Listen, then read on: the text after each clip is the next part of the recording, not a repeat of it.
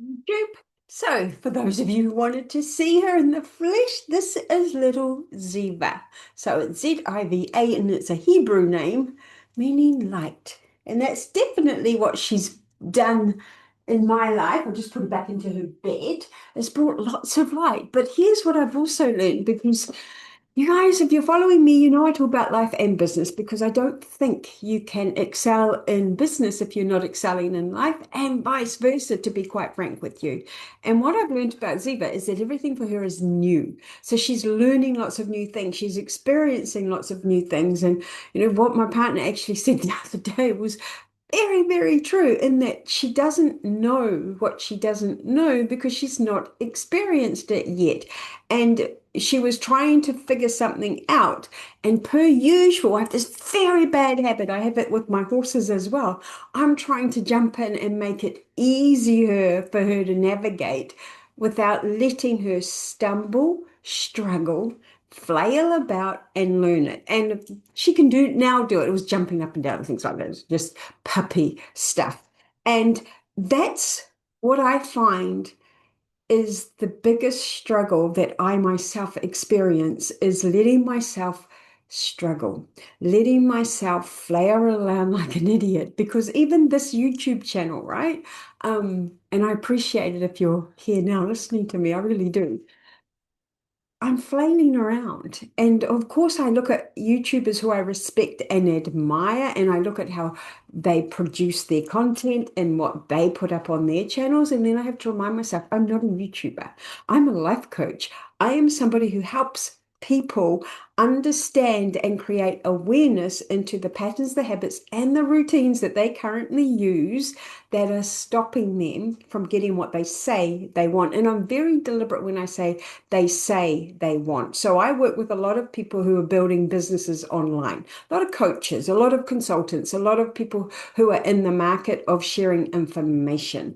And what I notice is that there is a distinct difference between those who are willing to show up and work and create change consistently and those who constantly say, I want this, but they're not actually going through the steps that are required.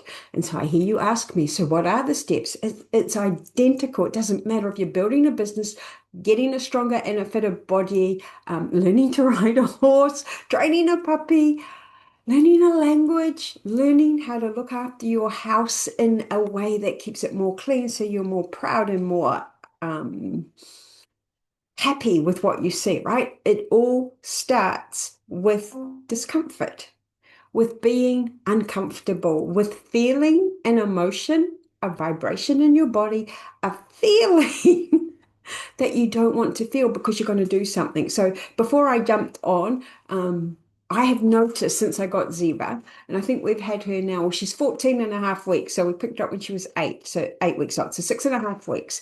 And I've noticed in those 6.5 weeks, my life has shrunk very small because I've been supervising, managing, and looking after the puppy as per the training that I was receiving from my coach, who basically said, do not leave the puppy unsupervised. And she snaps 20 minutes, right? So 20 minutes and then she's up, 20 minutes and then she's up. And she slept all night. So she's always been a good sleeper. But my business shrunk. I wasn't showing up and I wasn't doing things. Same for the horses. I didn't ride them as much. I hadn't done a lot of the maintenance around the property that I would normally do because I've been focused elsewhere.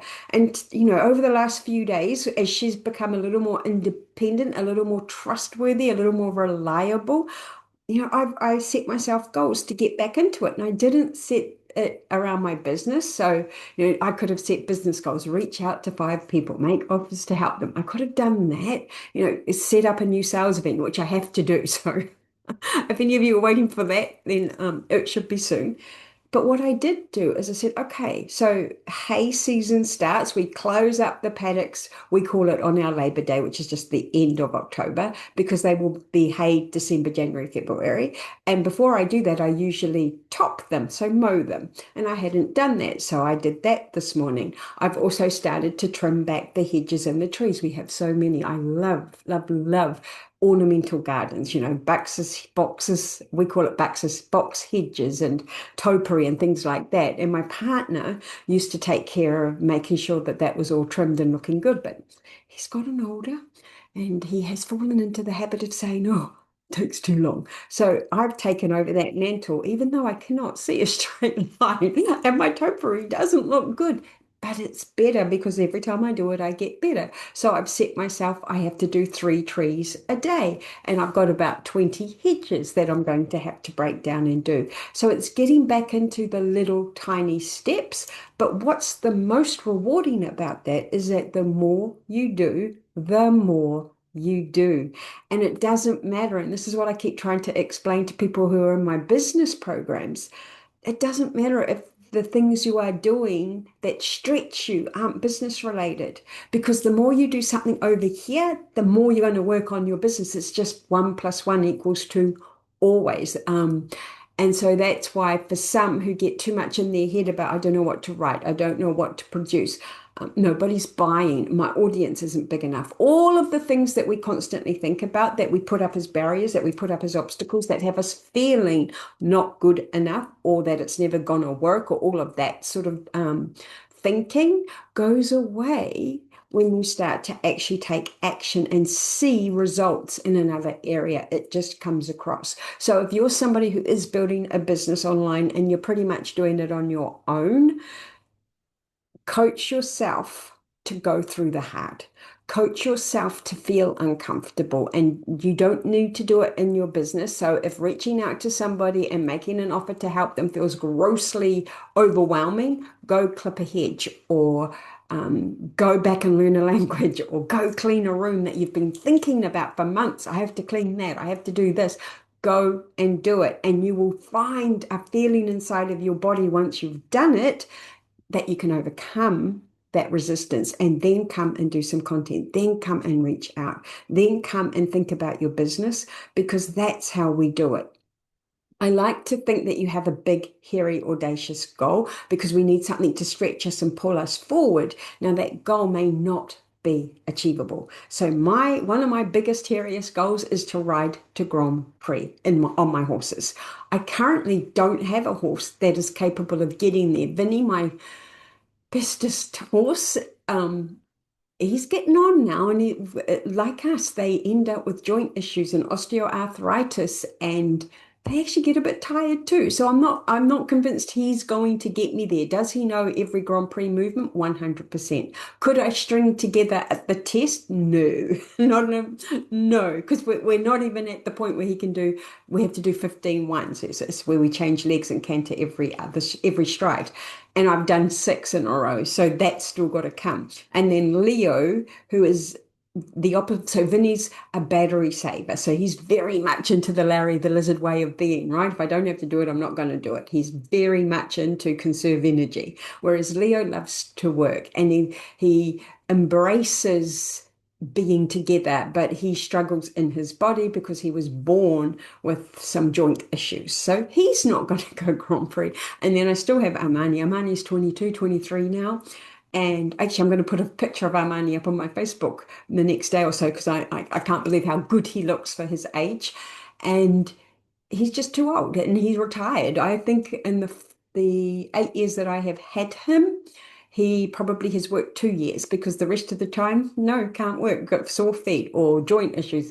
And so there's just no point because it was always a roller coaster. He'd come in, he'd work really well. I'd get really, really excited, and then boom, he'd be lame and out of work for 6 months and so on and so forth. So I just retired him and saved us both that emotional ups and downs. And I just play with him in the arena in terms of on the ground because he loves to work and he's also quite a happy horse. So I'm very lucky in that I have happy horses. But yeah, I'm digressing. So that was my big, hairy, audacious goal is Grand Prix. It still is, but you can hear that I don't think I'm going to get there. That there's so many things in the way, but it's still my big, hairy, audacious goal. And so every day I work towards it still. I still feel the pull to it. And I think that's something that we must all do because I see so many people setting small goals like I want to sign one client or I'm going to train to run for 30 minutes. But why? Because if we have something bigger that we know we might not get, we become that version of us in our thinking today. And we can ask questions of ourselves like, well, what would that Grand Prix rider be doing today with her horses? Or what would be the marathon runner of me doing today, given I can't even run for a minute type thing. And that's what pulls you forward and lets you achieve smaller goals in the interim. But if your goal is to sign one client, and you're not signing one client, it's because you're not thinking big enough. And I know that's weird for me to say like that, but it works that way because you will always underestimate the amount of energy you need to achieve a small goal. Whereas if you've got the huge goal, it sets your brain up differently. It just for me, I always found that it wired me differently. So I could take smaller steps on that pathway to hit that big ass hairy goal. And you never know. Yes, I'm nearly 60 years old. It blows my brain. I am that age. So you never know. I may get there. I may find a pot of gold to buy the horse with. Well, when I sell my property, that's the pot of gold, but that just keeps moving away. And I do not charge ridiculous amounts for my coaching. I actually saw somebody post the other day that she worked out in October, she'd made $500,000 as a coach. And I just think it's obscene. I'm sorry. And I know I shouldn't say that because, yes, if you're worth that money, charge it. But if you're a coach, I always want to know, and how much did your clients make? And I'm not talking about the 1% that make the money and give you the testimonials and look great. I'm talking about the 99%, the ones that would have paid you but not got the results. What did they do? How did you support them? What did you do for them? Because I like to celebrate all of us, right? My client's success is my success, but that's a rant and a ramble for another day. This is my cat, Rembrandt. Rembrandt is 19 and he's actually aged a little backwards, gotten a lot younger in the way he's performing since we got the puppy. So that was a good thing for him. Alrighty, well, I have rambled on for enough for one day, but net, the more you do, the more you do. The less you do, the less you do, right? So something will always lead you somewhere. Nothing leads you nowhere. So that is what I want you to live by. And I want you to do something that I had to do. Get a little book, and it's not a to-do list. It is not a to-do list. To-do lists never work. But get a book and just write down 3 things you want to achieve in the next day, and then achieve them. And then 3 more things and achieve them. And before you know it, you will be achieving a lot more than those 3 things every single day. And here's the best part. Here's the payoff. The payoff for the discomfort is that you're going to go to bed feeling much happier with yourself, much more integrity with yourself, which means when you wake up, you're going to feel better. You're going to feel different. And that, my friends, is everything because that is the momentum that gets you to your big, hairy, audacious goals. Whereas if you keep quitting, if you keep stopping, if you keep using the same tired old excuses as a reason to not pursue or go after change, the thing you say you want, then guess what? Nothing leads nowhere. So I hope that was helpful. As always, if you happen to be somebody who's listened to me right to the very end, please leave me a thumbs up. It means a lot to me. And if you didn't hit that subscribe button, please go ahead and do that as well. And if you know somebody who could benefit from my rambles and my way of thinking and how I have managed to take myself from spoiler, no, it's not spoiler, trigger alert. I was very depressed, very lonely, very suicidal human for most of my life. I thought about and considered how I could leave the planet nearly every single day. I don't do that anymore. I was also somebody who emotionally overate. I don't need to do that anymore. I have trained my brain in a completely different way. And if you'd have said to me in my 30s that that would happen, I would have laughed my head off. I would never have thought it was possible. And that's literally what I'm sharing is that we can take control in a positive way and make life meaningful no matter where we're at. And I get that when we don't have a lot of time or we don't have a lot of money, that, and particularly money, I agree, money is important for opportunity. Money buys you education. Money buys you help. Money buys you nice things, right? And if you don't have it, you can get into a cycle of despair about the lack of options, the lack of choices. It's probably why I don't charge a lot of money for what I do. Um, because I know how that feels, that you feel trapped. But guess what? Trapped is a thought, and we can still find the freedom. And that, I think, is what I'm really good at helping people with. And that is the most meaningful work that I personally get to do now, much more meaningful than my seven-figure tech program management work, if I'm completely transparently honest, which I always am. And here I am, I'm still rambling. So, what I'm trying to say is if you know somebody who could benefit from hearing from me, then get them into my little world and yeah, let's grow together. All righty, take care, everybody. I hope you have a fantastic day. And do not forget, do that three things. Doesn't matter how big or how large, even if it's just cut, clean the cutlery drawer, you will find yourself growing every single day. It's amazing. It's a beautiful feeling. Just go through the discomfort to get to the other side and let me know how that goes for you. All righty, take care. Bye.